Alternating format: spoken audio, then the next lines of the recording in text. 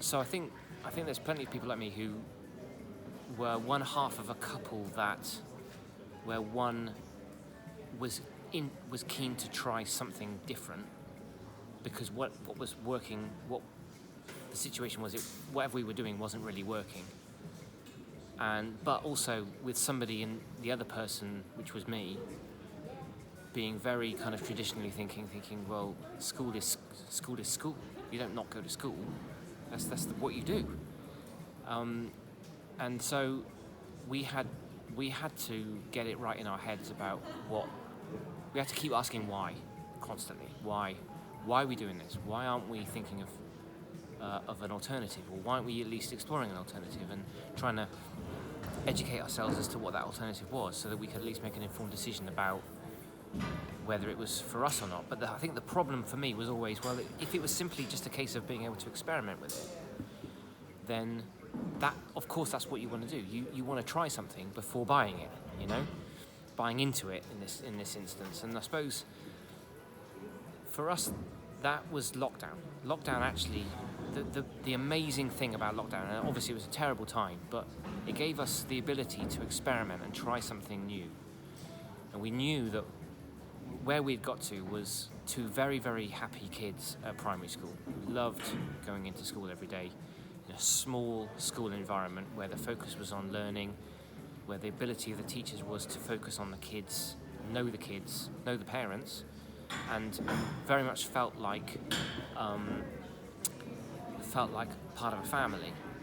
But the trouble with that for us was that the change then to a different learning environment, i.e. a large comprehensive school, felt like scaling a wall that was just impossible to get over. And we tried what we could to get there, and our daughter was really, really trying to do all the things that you try and do when you go to school. Try and get on, try and make friends, try and please your parents, because they wanted you to be happy, but you clearly weren't.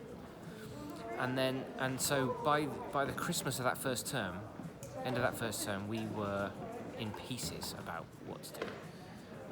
We were really, we wanted the best for our daughter, but we knew that it wasn't working. It simply wasn't working. And she tried and tried and tried, and it didn't work out. And so when lockdown came, actually, it was like, this is a horrible situation, but this could be amazing for us, because we can now at least see what life would be like if we were home educated, because everyone was home educated. And with all of the different, we had the school tools to use, which were okay, but then we discovered a whole world of other things that kids can learn from, a whole other different set of digital education toolkit, really, that was amazing. And not only that, but we also thought, well, the next stage from there was thinking, well, yeah, but what if we didn't have to just follow the curriculum? What if we could learn at our own pace, learn in our own environment, learn with our own, by doing rather than by reading, learn by experiencing rather than just learn by following someone in the book. And it also made us think we could level up the kids' education by going back over things that had been missed and were probably the cause of the anxiety in the first place. By going, well, actually, you don't think you can do maths, but that's because you can't do it at the same speed that other kids can do it. It doesn't mean to say you can't do it. So we were able to basically get from being the focus of education being on educating a group of people to the same standard, to being educating one person at a speed and pace and level that suited them.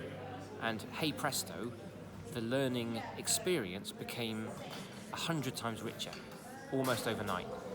And that was because, schools can't do that. Schools can't teach individuals.